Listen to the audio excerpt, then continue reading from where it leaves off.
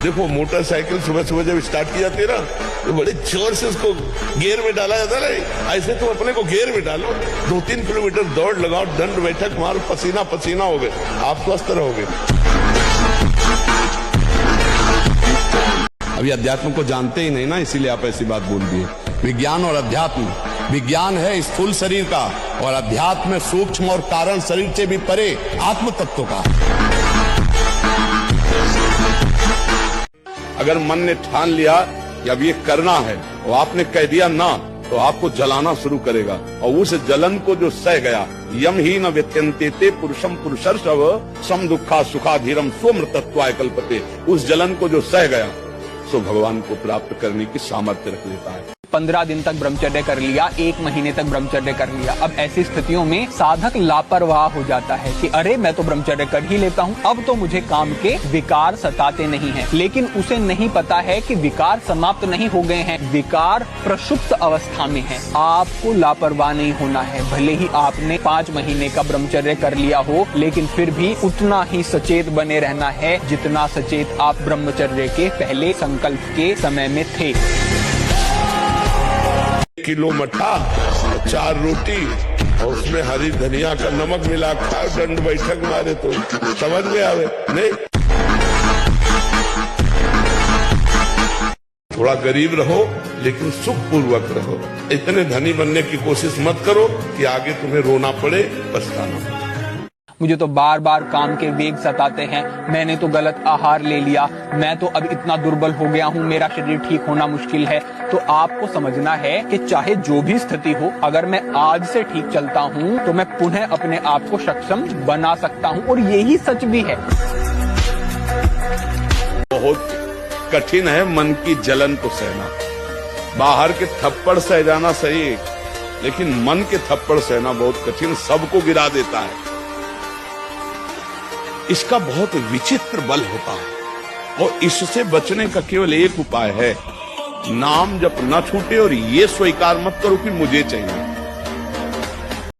थोड़ा 10-20 वर्ष ब्रह्मचर्य हो, फिर आप देखो कैसा आनंद आता है। कोई भी सर्दी गर्मी बरसात मान अपमान दुख सुख छू नहीं पाता। हर कष्ट को सहने की सामर्थ्य ब्रह्मचारी के अंदर होती है। जहाँ कहीं गलत हो रहा हो तुम्हारे जीवन में और तुम अपने को न रोक पा रहे हो, वहां से हाथ उठा दो, हे भगवान आप देखना, अब आप संभाल लेना, मेरी सामर्थ्य नहीं है, मुझे आपकी माया प्रचंड है, घसीटती जा रही, मैं गलत जा रहा हूँ प्रभु, मैं जान रहा हूँ कि मैं गलत हूँ, लेकिन मैं नहीं रुक पा रहा हूँ प्रभु, हम पर वो जरूर बल देंगे, वो कोई ऐसा रास्ता बना देंगे कि आप निकल जाओ।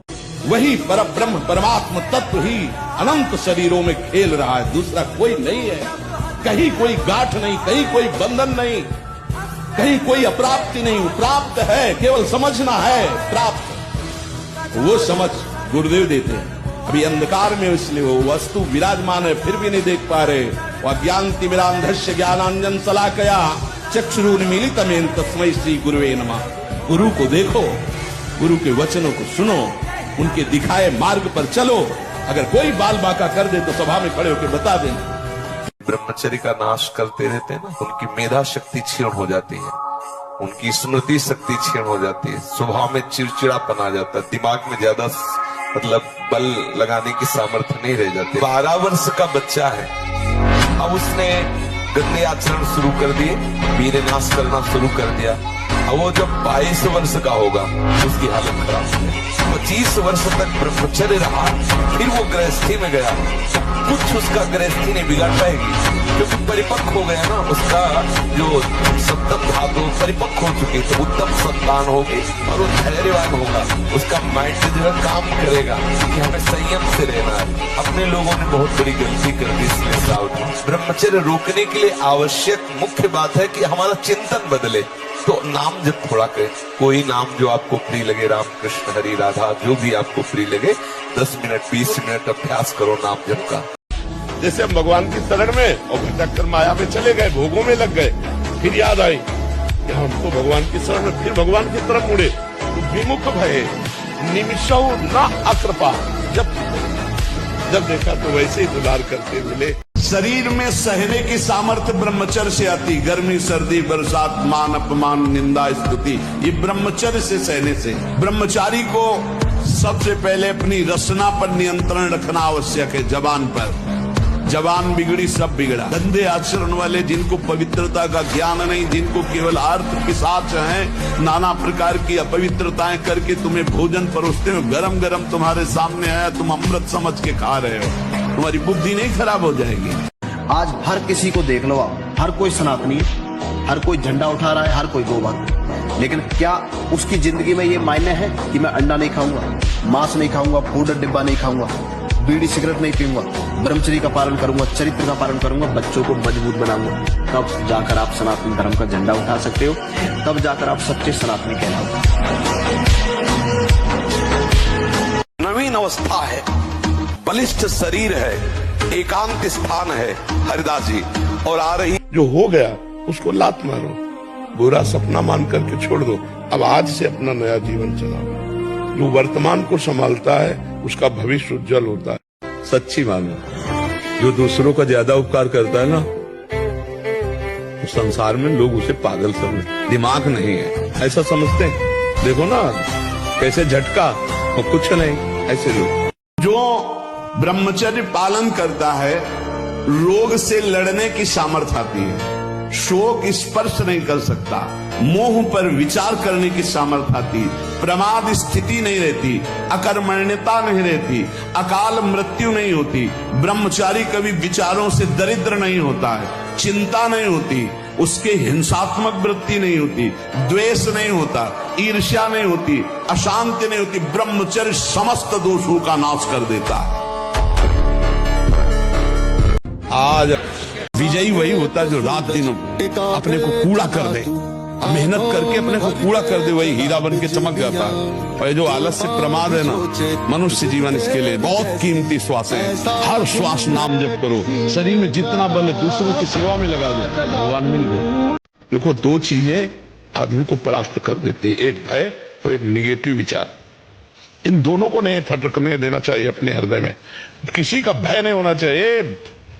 हम अविनाशी हैं, हम तो कभी मरेंगे नहीं, शरीर मरने वाला, वो एक बार मरेगा, फिर अब क्यों भाई नहीं तो। और निगेटिव, पता नहीं यार मैं फेल न हो जाऊं, पता नहीं ऐसा निगेटिव विचार, भय, ये नहीं आने चाहिए। और अभी तो उत्साह करो, अरे कैसे फेल हो सकते हैं, फेल होने के चांस आते आते आप पास हो जाओ। बुलापा नहीं चलता यहाँ, ठोस चलेगा, ठोस घनीभूत भक्ति, और वो होती भक्तों के चरणों से, हरिभक्तों के चरणों से। जरा भी आप प्रश्नवाचक चिन्ह आपके सामने लग गया तो शरणागति में कलंक लग जाएगा। नहीं, भगवत प्राप्ति का माइक से ठेका लेते हैं। शरणागति, भगवत प्राप्ति बिल्कुल सहज सरल, सब कुछ उनका था, उनका है, उनका ही रहेगा। तुमने जो अपना मान लिया है, बस वही समर्पित कराने के लिए रोज सत्संग हो रहा, उसी को समझ लो। भगवान ही तुम्हारे पुत्र परिवार के रूप में हैं। वही ऐसा प्रश्न खड़ा करेंगे कि तुम भगवान को देखते हो या पुत्र को देखते हो। हमें श्री भगवान की तरफ देखना है, तो वो भी हो जाएगा, सब मंगल ही मंगल हो। और अगर पक्ष ले लिया संसार का तो गए, नंबर से आप नीचे उतर जाएंगे। ये तो कौन नाम जब बचा रहा है आपको, नहीं तो मिट्टी में मिला दे। ऐसे ऐसे प्रारब्ध है कि धज्जियां उड़ा दे।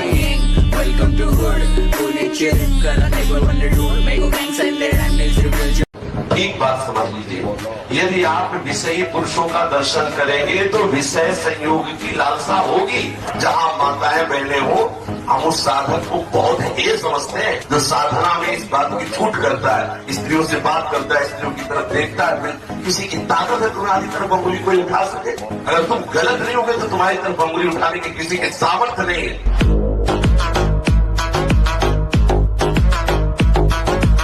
शयन करते समय बड़ा खतरा है। शयन के समय हमारी इंद्रियां और मन बहुत चंचल होता है। उस समय अगर ब्रह्मचारी भगवत चिंतन करते हुए, उसको नींद से मतलब नहीं है, तन्मयता धारण करते हुए नींद में चला गया तो बच जाए। अगर कहीं उस समय वो छूट दे दे, पास में मोबाइल है, तो कभी ब्रह्मचर्य। देखो ब्रह्म मुहूर्त में उठ के देखो आप 4 बजे उठिए, थोड़ा जल पीजिए, शौच जाइए, फिर इसके बाद कपड़ा पहनिए पवित्र होके, और फिर दौड़ लगाइए, दंड बैठक मारिए, थोड़ी देर घंटा आध घंटा नाम जप कीजिए, भगवत ध्यान कीजिए, और फिर अपने काम में चले जाए। देखो आपका चेहरा, आपका जीवन प्रकाश में रहेगा। अभ्यास गलत किया है, कोई भी देवता तुम्हें नहीं बचा सकता। गलत अभ्यास किया है, अपना नाश स्वयं कर रहे हो, किसी देवता या किसी का दोष नहीं। काले कर्म में ईश्वर मिथ्या दोष लगा है। ये आचरण गंदे बंद करो बच्चा, नाम जप करो, सात्विक आहार करो, आधा घंटा दंड बैठक मारो, व्यायाम करो, दौड़ो, अभी सब ठीक हो जाएगा। बाल्यावस्था का वीरपात बिल्कुल जीवन को नष्ट कर देता है। और यहाँ बच्चे खिलवाड़ में 2-2, 3-3 बार रोज, अब क्या होगा उनका? हड्डियों तक की सामर्थ्य नष्ट हो जाएगी, कुछ दिनों बाद देखना बंद हो जाएगा, ऐसे चौंधियाने लगोगे, खड़े होने में चक्कर आएगा, कमर दर्द करेगा, पैरों में टूटन बनी रहेगी, दिमाग में टेंशन बनी रहेगी, पढ़ोगे तो कुछ याद नहीं रहेगा, स्मृति नष्ट होने लगेगी, एक नास्तिकता छा जाएगी। आप न सुधरना चाहो तो चाहे ब्रह्मा जी आ जाए, आपको नहीं सुधार सकते, आपके सुधरने पर है।